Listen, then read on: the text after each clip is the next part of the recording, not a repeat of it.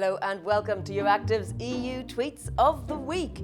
Problems with vaccines just won't go away.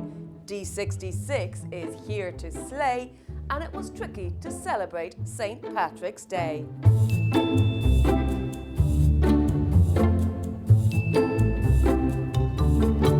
This week we're sponsored by CEMA, the voice of Europe's farm machinery industry. More about them later on.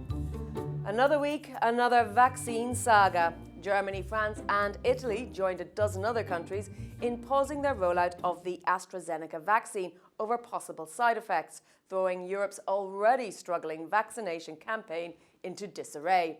French President Emmanuel Macron said the suspension would last for 24 hours until the European Medicines Agency issued new guidance. Martini Seltzemeyer thought it was reminiscent of the Monty Python cheese shop sketch, but with Macron saying why you can't have the vaccine. Jonas Weiss shared this picture highlighting brave little Belgium. DG Meme is not sure they're ready to live in a world where Belgium makes the least surreal statement. And Gerardo Fortuna broke down the World Health Organization's executive summary. Get back to your posts and take the jab, slackers. On Wednesday, Paul Dallison advised us to pour a nice big glass of milk and settle in for the night for the Dutch elections. Rem Korteweg flagged up the big milestones, Rutte to be the longest-serving PM in recent Dutch history, D66 the best result in party history, 17 parties in Dutch Parliament, which is a Dutch record, not one, not two, but three Eurosceptic populists get seats, and the first time a pan-European party gets seats. This is also the first time since 1998 that a government does not lose its majority, added Europe elects. Welcome to the first rule of Dutch politics. Rutte always wins, said Alexander Clarkson. Holy moly, exit poll suggests Liberal D66 to become easily the second largest party in the Netherlands, tweeted Pepin Bergson. Naturally, they were pretty pleased.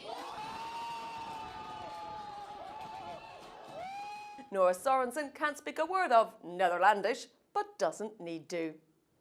This episode is supported by CEMA. Check out details about their conference on seeding the future of sustainable farming by following them online.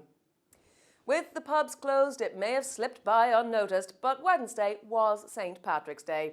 In Brussels, Ireland's Perm Rep had to hold a small virtual reception to mark the occasion.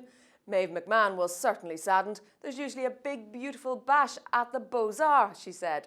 But for the first time ever, the European Court of Justice handed down a judgment as Gaeilge.